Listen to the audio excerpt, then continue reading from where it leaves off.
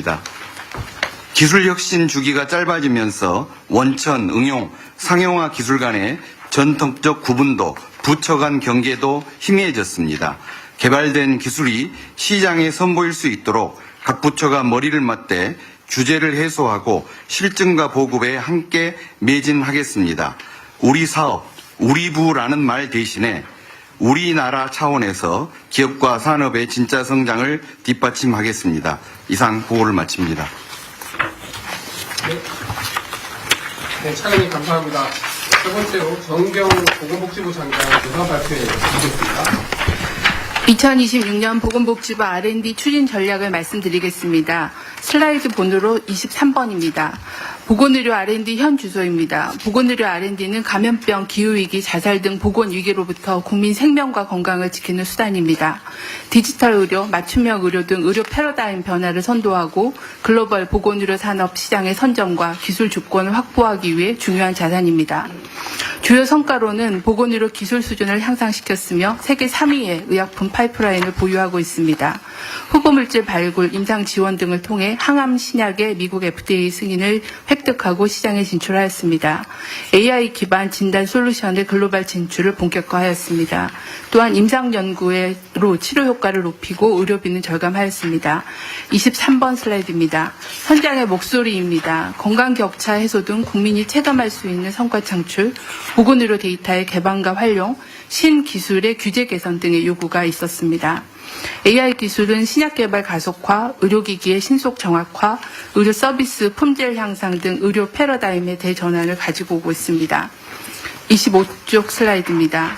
R&D 추진 체계입니다. 보건복지부는 현장 수요와 AI 기술 변화를 반영하여 바이오 헬스 강국 실현이라는 비전 하에 투자 방향과 추진 전략을 수립하였습니다. 26쪽입니다. R&D 투자 방향입니다. 첫째, 국민 건강을 위한 기술 혁신에 투자하겠습니다.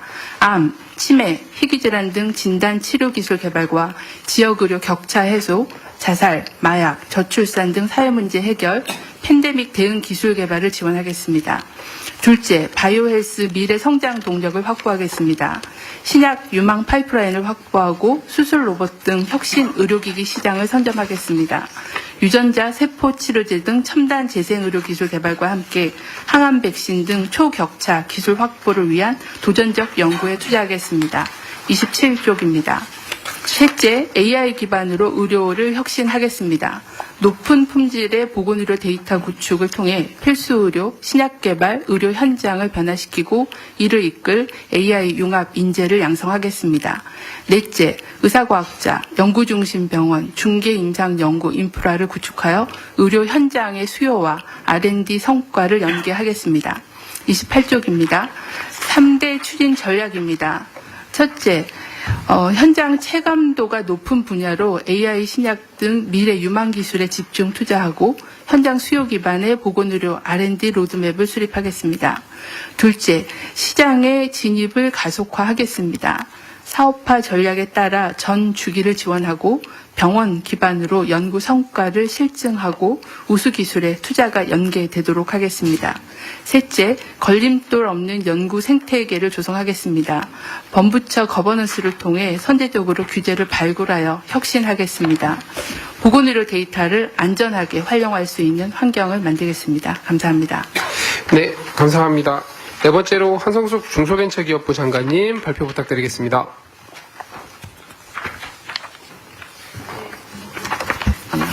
네, 중소벤처기업부입니다.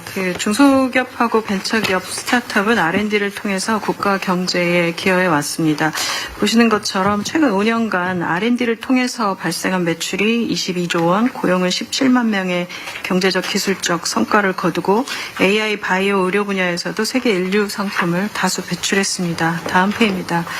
그렇지만 2024년에 이례적인 R&D 감액으로 인해서 중소기업 현장은 상당히 혼선이 많았습니다. 특히 오늘 내일 걱정을 매일 심각하게 해야 되는 중소기업 그들의 말씀들이 굉장히 많았고 정부 정책에 대한 신뢰도가 떨어졌다는 말씀들이 많았습니다. 그래서 현장에서 직접 말씀을 듣고 그리고 어떻게 하면 R&D 지원 방식을 변경할 건지에 대해서 일단 3가지 정도 잡았습니다. 첫 번째는 현재는 기업이 제시한 목표 달성 가능성을 제시해서 심사를 하는데 중소기업의 경우는 자기들이 제시하는 목표가 적정한지 아닌지 혹은 기업 차원에서 보다 보니까 이런 부분에서 저희가 지원 대상을 좀 더 시장에서 어떤 방향을 제시해야 될지 중소기업 스타트업 같은 경우는 좀 정부가 끌고 가거나 혹은 전문가들이 끌어줘야 될 영역들이 있어 보입니다. 그래서 여기에 대한 보완이 좀 필요해 보이고요.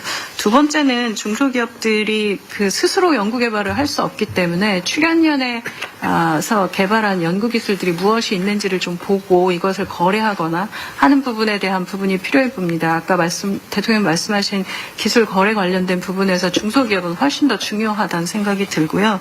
그리고 그럼에도 불구하고 이제 기초 연구들을 많이 하시는 부분들이 있다 보니 이 공공기술이 시장에 바로 들어가기에는 그리고 중소기업 같은 경우는 바로 시장에 상품을 낼 때 써야 하는데 여기에 대한 기술의 간극이 좀 있습니다. 그리고 신청 과정이 무척 어렵다는 이야기들은 뭐 모든 분야에 걸쳐서 나오고 있습니다. 그래서 이 부분을 좀 현장의 목소리를 담아서 중소벤처는 저희는 당장 그 살아가야 하는 시장에서 팔리는 기술들에 대한 지원을 집중하려고 합니다. 그래서 지금도 팁스라고 해서 민간 벤처 캐피탈들이 선정하면 저희가 매칭 펀드 하고 있는데요. 이 부분에 대해서 그 R&D 지원하는 방식을 좀 더 단계별로 창업, 성장, 글로벌일 때 어떻게 지원을 달리해야 되는지 규칙화하는 부분들 보고요. 그리고 어제 스타트업들한테 들은 얘기인데 그 본인들이 이제 저희가 심사를 해서 선정해서 떨어뜨렸는데 그 다음 해에 CES 혁신상 받았다고 합니다. 그러니까 심사위원들과 심사 방식에 대한 특히 스타트업들 같은 경우는 미래 기술을 지금 갖고 있고 처음 만들어내는 그 기술이 심사를 누가 했는데? 이제 뭐 그건 전문위원들이 많으시니까 그래서 그 심사를 현장에 있는 사람들이 주축이 돼야 되는데. 지금 현장에서 하시더라도 스타트업 기술은 아주 생전 처음 나오는 기술들이 많다 보니 여기에 대한 심사를 어떤 기준으로 해야 될지는 상당한 고민인 것 같습니다. 그러네요. 네, 그래서 이 스타트업들 같은 경우는 저는 주의 깊게 봐야 하는 게 특히 기술 같은 경우는 세상에 처음 선보이는 것들의 상품을 많이 내고 있기 때문에 여기는 우리나라 국가의 R&D 기술이다라고 R&D 집단이라고 보셔도 되지 않을까 싶습니다. 두 번째는 힘들어 개발하셨는데 이게 시장에서 안 팔리면 사업화 지원 어떻게 할지에 대해서 기술성과 시장성을 도와드리는 작업들을 저희가 좀 전문가들을 넣어서 사업화에 필요한 자금이나 해외 인증에 대한 부분들도 도와드려야 될 것 같습니다.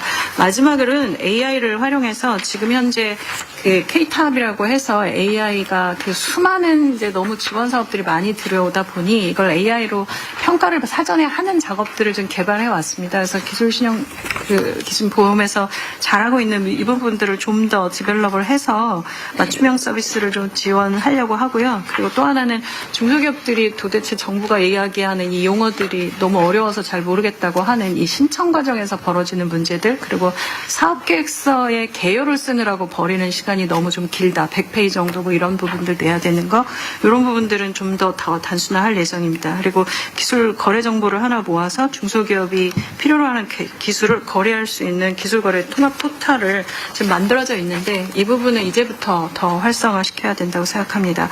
올해 중기부는 그 역대 최대 규모의 R&D 예산을 편성하고 있습니다. 그래서 이 민간이 좀 참여해서 지금 하고 있는 팁스 부분을 좀 더 디벨롭을 하고요. 단위별로 그리고 집중적으로 투자해야 되는 R&D 영역에 대한 부분들 그리고 기술 사업화, 지역혁신 관련된 부분에서 대폭 증원할 예정입니다. 이런 정책적인 변화들이 일어나면 사업화 성공률도 높여서 저희가 갈 수 있을 거라고 봅니다. 그래서 중기부는 앞으로 조금 더 지금보다도 더 민간하고 손잡고 시장에서 호흡할 수 있는 시장 대응이 빠른 기업을 길러내는 것이 중소기업의 미래라고 생각하고 지원하겠습니다.